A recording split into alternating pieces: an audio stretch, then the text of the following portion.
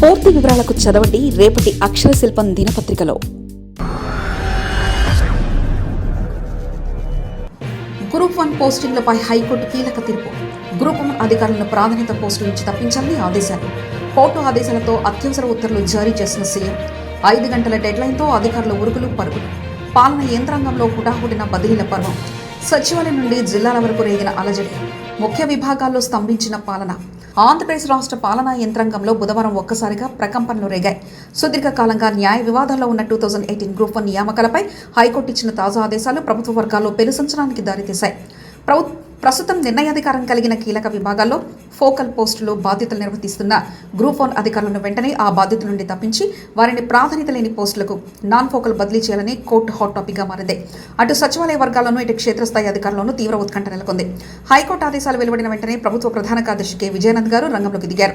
పరిస్థితి తీవ్రతను గమనించిన ఆయన ఏకంగా టాప్ ప్రయారిటీ కోర్టు కేసు అంటూ అత్యవసర ఉత్తర్వులు జారీ చేశారు. ఈ ఉత్తర్వులు అందిన వెంటనే సంబంధిత శాఖలైన రెవెన్యూ, రవాణా, భూపరిపాలన విభాగాల్లో ఒక రకమైన అలజడి మొదలైంది. విచారణ నేపథ్యంలో కోర్టు కఠిన నిర్ణయం.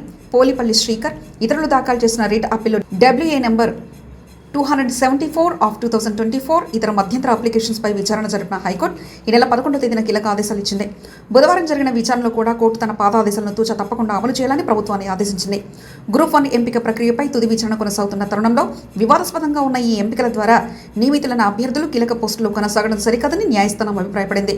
తదుపరి ఉత్తర్వులు వచ్చే వరకు వీరిని కేవలం సాదాసీదా బాధ్యతలకు మాత్రమే పరిమితం చేయాలని ధర్మాసనం స్పష్టం చేసింది.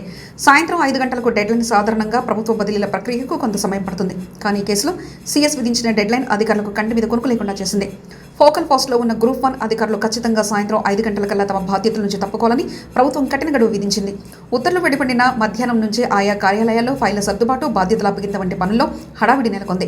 అన్ని శాఖల కార్యదర్శులు సాయంత్రం 7 గంటలకల్లా సీఎస్కు అమలు నివేదిక సమర్పించాలని ఉండడంతో యంత్రాంగం గడియారంతో పోటీ పడింది. ముఖ్య విభాగాల్లో స్తంభించిన పాలన.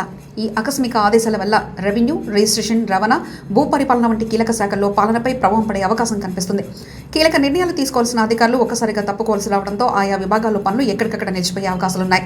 కోర్టు ఆదేశాలను అమలు చేయడంలో భాగంగా ప్రభుత్వం ఈ కఠిన నిర్ణయం తీసుకోవడం ఇప్పుడు అధికార వర్గాల్లో హాట్ టాపిక్గా మారింది. వారం రోజుల్లోగా ఈ ఉత్తర్వుల అమలుపై హైకోర్టు నివేదిక సమర్పించాల్సి ఉండడంతో ప్రభుత్వ యంత్రాంగం ఈ ప్రక్రియను అత్యంత వేగంగా పూర్తి చేసే పనిలో పడింది.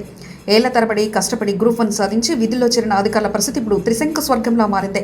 హైకోర్టులో తదుపరి విచారణ ఏం జరగబోతుంది? ఈ అధికారులు మళ్లీ తమ పూర్వ పోస్టులకు వస్తారా లేదా అనేది ఇప్పుడు అటు అధికారుల్లోనూ ఇటు రాజకీయ వర్గాల్లోనూ చర్చనీయాంశంగా మారింది.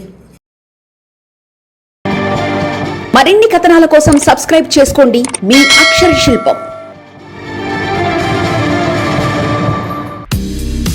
పూర్తి వివరాలకు చదవండి రేపటి అక్షర శిల్పం దినపత్రికలో.